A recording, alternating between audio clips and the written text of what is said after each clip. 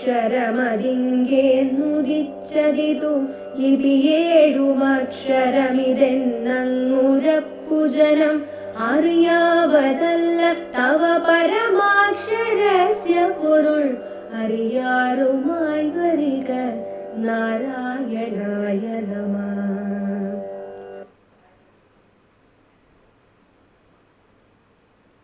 നാരായണായ നമഃ.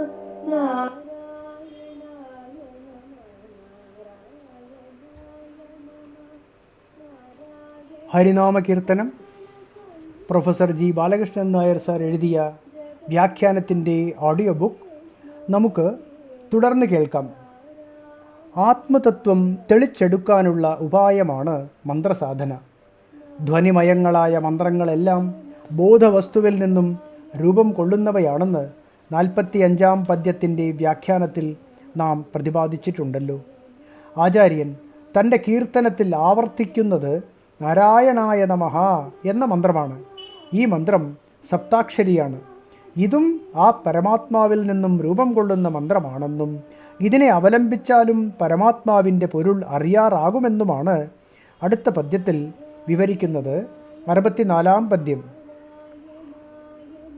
ക്ഷരിയാതൊരക്ഷരമതിങ്കേന്നുദിച്ചതിന് ലിപിയേഴുമക്ഷരമിതെന്നങ്ങുരപ്പുജനം അറിയാവതല്ല തവ പരമാക്ഷരസ്യ പൊരുൾ അറിയാറുമായി വരിക നാരായണായ നമഃ.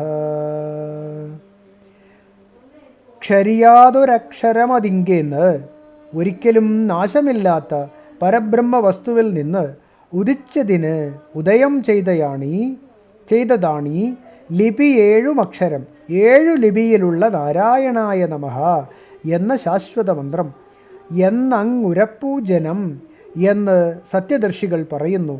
തവ പരമാക്ഷരസ്യ പൊരുൾ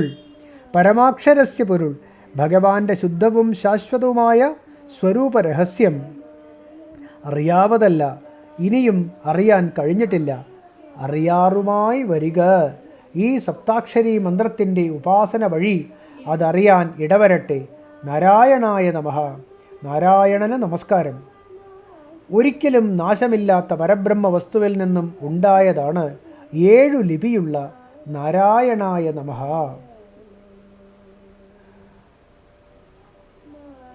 ഒരിക്കലും നാശമില്ലാത്ത പരബ്രഹ്മ വസ്തുവിൽ നിന്നും ഉണ്ടായതാണ് 7 ലിപിയുള്ള നാരായണായ നമഃ എന്ന ശാശ്വത മന്ത്രമെന്ന് സത്യദർശികൾ പറയുന്നു.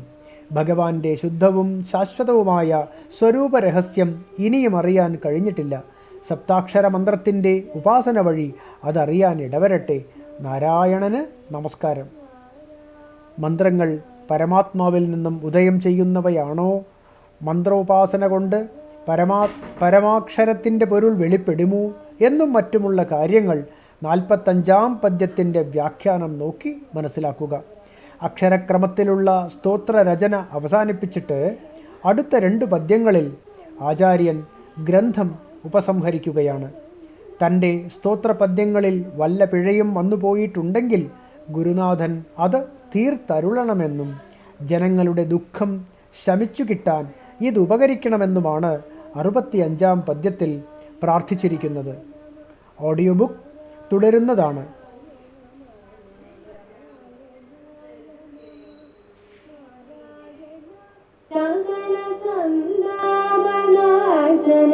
ജഗന്നാഥ വിഷ്ണു ഹരേ